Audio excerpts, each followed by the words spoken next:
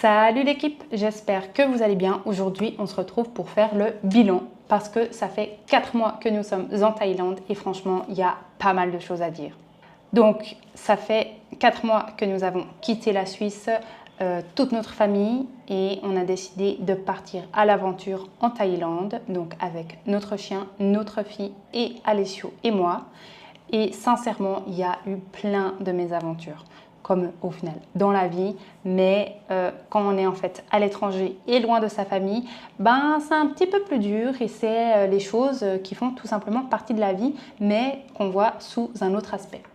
Donc, nous avons fait comme destination Bangkok pendant 10 jours. Ensuite, nous avons fait Hua Hin pendant 1 mois avec le meilleur pote à Alessio.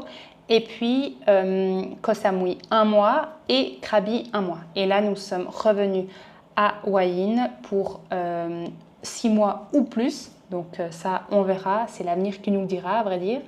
Et dans toutes ces destinations, il y a des pour, des contre, des endroits où on se retrouve, où on est d'accord d'y vivre, où on se dit ok, pourquoi pas s'y installer, ok, ça j'aimerais pas parce que ça convient pas avec nos critères au niveau du chien, au niveau de notre fille, au niveau de notre budget aussi, parce que c'est vrai que quand on y est pour une durée un peu indéterminée en Thaïlande, on a en fait un budget tout simplement, et donc des fois il y a des destinations comme Koh Samui qui sont peut-être trop élevées par rapport à notre budget actuel. Donc c'est des choses tout simplement en fait à revoir, et du coup soit on adapte notre budget, soit on adapte la destination, parce qu'au final toutes les destinations sont bien, mais ça dépend de votre budget et votre envie et vos critères tout simplement. Donc depuis juillet nous sommes en Thaïlande, on a tout quitté en Suisse. On a tout vendu, toutes nos affaires personnelles. Maintenant, on se retrouve avec nos 4 valises, plus le chien. Et c'est vrai qu'en fait, en Thaïlande, peut-être c'est des choses en fait qu'on ne pense pas forcément, mais un chien en Thaïlande, notre chien est grand, notre chien prend du coup beaucoup de place dans la voiture, dans les taxis. Donc c'est une organisation assez conséquente, mine de rien. Mais on se rend compte en fait tout simplement que c'est cool, mais est-ce que c'est une bonne décision? Est-ce que c'est une bonne chose qu'on ait pris notre chien en Thaïlande? Est-ce qu'on n'aurait pas eu meilleur temps de le laisser en Suisse dans une famille d'accueil ou tout simplement à un membre de notre famille? Sincèrement, c'est des questions en fait qu'on nous a beaucoup posées, que peut-être on se pose encore maintenant. Mais moi, je pense que mon chien est bien avec nous, parce qu'en fait, on s'adapte aussi à son besoin, et on fait vraiment en fonction de ses besoins. Il n'y a pas, bien sûr qu'en Suisse, Pluco, notre chien, du coup, pouvait se promener peut-être un peu plus librement qu'ici, mais du coup, ici, on promène, mais différemment. On promène peut-être plus dans les parcs, et les parcs, en fait, il faut les trouver, parce qu'à Bangkok, c'est vrai qu'il y a des parcs, mais ils ne sont pas tous autorisés pour les chiens. Par exemple, il y a le grand parc de Lumpini, où là où on s'était dit « Ah mais super, c'est autorisé pour les chiens », eh ben non, ça c'est un petit parc à côté du parc Lumpini qui est autorisé pour les chiens. Et quand on était en fait à Bangkok, on s'est rendu compte que ça ne nous convenait pas, qu'on était content tout simplement d'avoir fait entre guillemets que 10 jours là-bas, parce que oui, on avait un hôtel pet friendly, oui, on avait un espace vert en haut de l'hôtel, mais dans les rues, ça restait quand même un peu craintif, dans le sens où il y a des chiens errants. Les chiens errants, ils défendent leur territoire, et à chaque fois, si on voulait aller à Lumpini, enfin à côté du parc Lumpini, c'était un budget. Fallait trouver un taxi pet friendly, et donc c'est pas toujours facile de trouver tout ça, quoi. Donc ensuite on est parti pour Hua Hin avec notre chien et notre famille, et là on était dans un petit quartier beaucoup plus safe où il n'y avait pas de chiens errants, donc grave cool. On était assez satisfaits. C'est vrai que on faisait en fait des allers-retours dans le quartier. Il n'était pas encore terminé ce quartier, donc au final on pouvait pas, il n'y avait pas forcément d'espace vert haute que notre jardin, mais en soi, Ploko, il s'est assez adapté à cet environnement et on sortait un peu plus souvent, ou du moins il restait beaucoup plus dehors que peut-être en Suisse, il restait moins dehors, on allait peut-être plus faire de grandes promenades et ensuite il restait à la maison, quoi. Ensuite, il y a eu Koh Samui. Koh Samui, ça c'est vraiment une destination où je ne voudrais pas retourner avec mon chien parce que il y avait trop de chiens errants, on s'est trop fait attaquer et en fait c'est vraiment pas cool. Enfin, moi, au final, j'avais peur. Le chien, au final, on pouvait juste faire sortir la maison. Il devait faire ses besoins et puis c'est tout, quoi. C'est vraiment une destination, en tout cas, que moi, je n'ai pas aimé avec notre chien. Pour le promener, c'était en fait invivable. Pour Krabi, c'était cool, mais on a rencontré en fait des chiens errants. Et là, heureusement que j'avais en fait un parapluie à ce moment-là parce que il voulait un peu attaquer, enfin c'est même pas un peu, il voulait attaquer notre chien et c'est un peu vraiment, c'est pas safe dans ce sens-là, quoi. Du coup, on va dire, je les ai repoussés avec le parapluie et comme ça on a pu terminer notre balade et ensuite on faisait vraiment les balades que dans notre quartier et que dans l'environnement où je savais que les chiens errants ne venaient pas parce que tout simplement ce n'était pas leur quartier, parce que vraiment il faut vraiment respecter les chiens errants et leur quartier.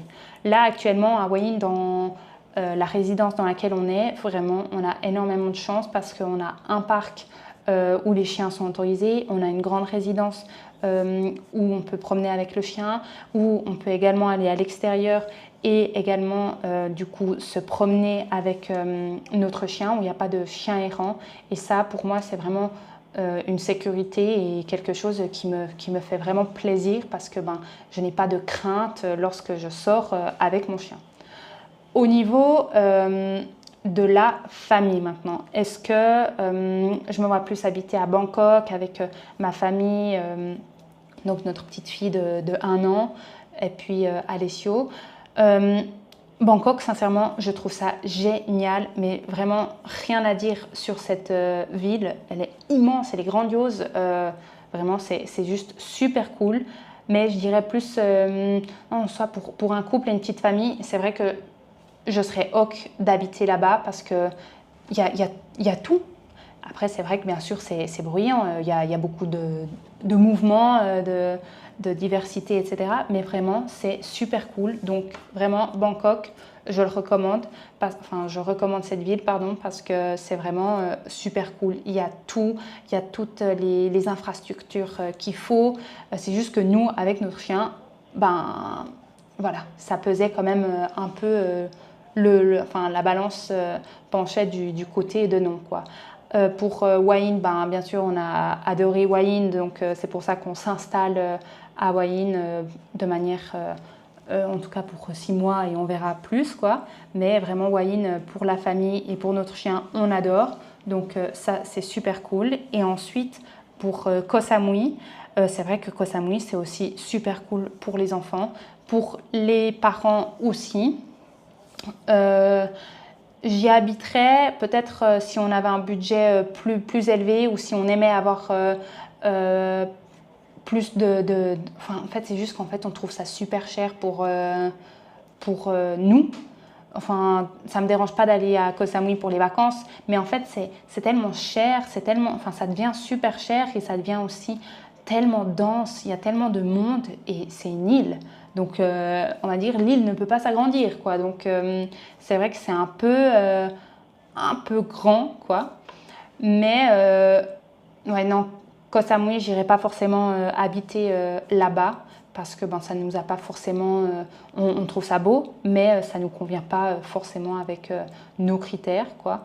Et puis, Krabi, donc nous on était plutôt à Ao Nang parce que beaucoup de personnes en fait quand elles vont à Krabi vont réellement à la ville de Krabi alors que c'est à peu près à 30 minutes d'Ao Nang et Ao Nang c'est là où on peut aller avec les bateaux à Railay Beach et dans les différentes îles qui sont également super belles. Et à Ao Nang, il y a aussi une très très belle plage où on peut voir le coucher de soleil. Vraiment, c'est juste super beau. En fait, ce qui est hyper beau en Thaïlande et surtout à Krabi, c'est les décors. Enfin, les décors, j'ai l'impression de parler comme si j'étais au cinéma, mais c'est vraiment en fait la végétation, tu as l'impression d'être dans un film, dans Avatar à peu près.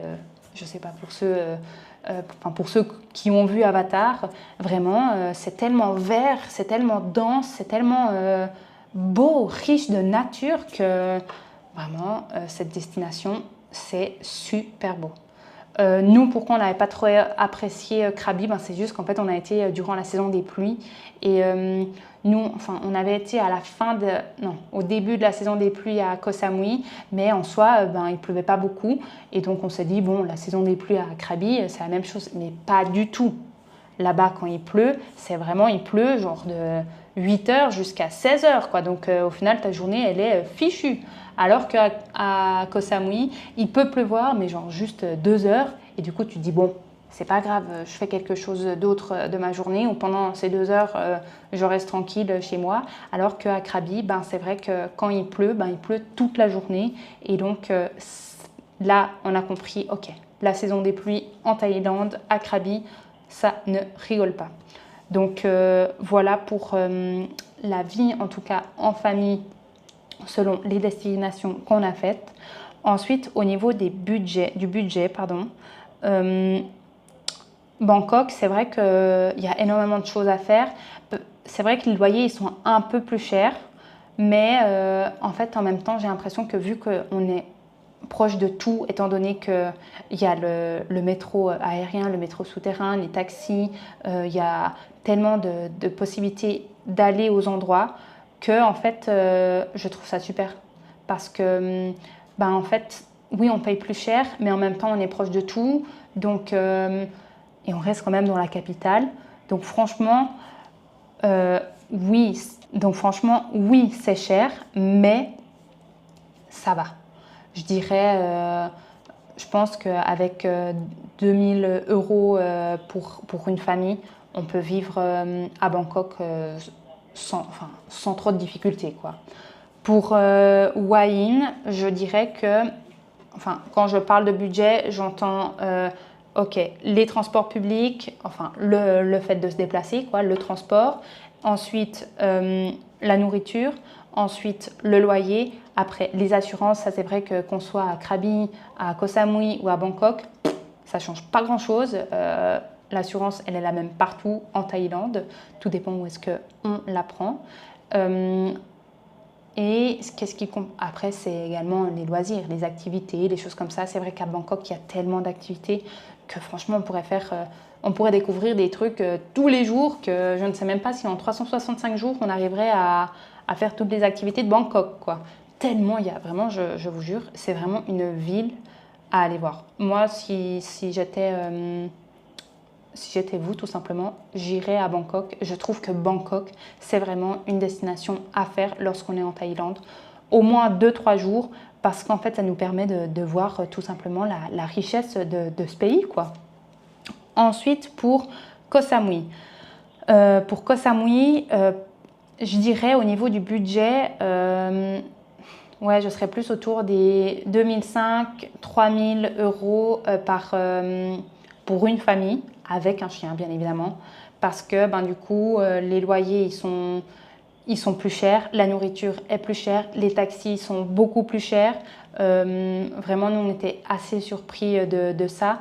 Et après bien sûr vous pouvez prendre une voiture ou un scoot, mais c'est quand même un peu... Enfin, c'est juste qu'en fait, il y a tellement de monde sur la route que ben, t'as l'impression d'être à Bangkok à l'heure de pointe, quoi. C'est bouché, quoi. Mais ouais, je pense que 2005-3000 euros pour une famille avec un chien, je pense qu'on arrivera à s'en sortir. Nous, c'est vrai que ben, c'est pas forcément le budget qu'on pensait mettre en Thaïlande et qu'on voudrait mettre en tout cas en Thaïlande pour vivre à Koh Samui. Peut-être dans un avenir ça se fera, hein, mais actuellement on n'a pas forcément envie de mettre ce budget pour cette destination. On adorerait aller à Koh Samui pour les vacances parce que c'est vrai que ça reste magnifique, les îles, les vues. vraiment, c'est super beau, quoi. Donc voilà. Et puis ensuite, pour Krabi, je dirais que ça, on serait plus autour des 2000-2005 euros par couple, donc pour une famille, par famille, pardon. Je pense, enfin, je sais que, en tout cas, les taxis, c'était assez abordable, un peu comme Hawaï. Les loyers, oui, ok, nous on a un chien, donc c'est vrai que peu importe où on est, qu'on soit à Bangkok, Koh Samui ou Krabi, ben, le budget loyer augmente un peu étant donné qu'on est avec un chien. Mais vraiment, ça vaut la peine. Au niveau de la nourriture, c'est la même chose. On peut très bien manger pour pas cher, comme avoir des bons restaurants pour super cher, alors que les restaurants les mieux, souvent, c'est les moins chers. En tout cas, nous, à Krabi, on a vraiment un restaurant phare et on aimerait trop y retourner, mais malheureusement, bah, c'est un petit peu loin, quoi. Et puis, pour Hua bah, Hua pour nous, c'est notre coup de cœur. C'est pour ça qu'on y est et c'est pour ça qu'actuellement, on y habite parce qu'on a retrouvé nos critères au niveau de notre budget. Ouais, là, on est à peu près autour des 2000 euros par mois. Donc, ce que ça comprend le loyer, la nourriture, les transports et les loisirs, parce que oui, il y a peut-être un peu moins d'activités qu'à Koh Samui, mais en même temps, les activités, elles coûtent quand même un petit peu moins cher, donc ça peut nous permettre de faire plus de choses. Et puis, les massages, ben, c'est aussi un petit peu moins cher, parce qu'au final, ben, on n'est pas sur une île, et sur une île, en fait, vu qu'il y a tellement de monde, ben, les gens augmentent les prix, et ils ont totalement raison de faire ça. Mais c'est juste que pour nous, comme je le redis encore une fois, pour nous, en tout cas pour les vacances, c'est très bien Koh Samui, mais là actuellement, Hua Hin, pour nous, c'est notre pépite, quoi, tout simplement. Donc voilà, s'il y a des sujets que vous aimeriez qu'on aborde en vidéo, n'hésitez pas à nous le dire en commentaire. Et sinon, si vous avez des questions, n'hésitez pas à nous envoyer un message en privé sur nos réseaux sociaux. On se ferait un plaisir de vous y répondre. En tout cas, à bientôt. J'espère que cette vidéo, elle vous a plu. Si c'est le cas, mettez un pouce bleu, abonnez-vous et activez la cloche pour avoir la vidéo de la semaine prochaine. Bye!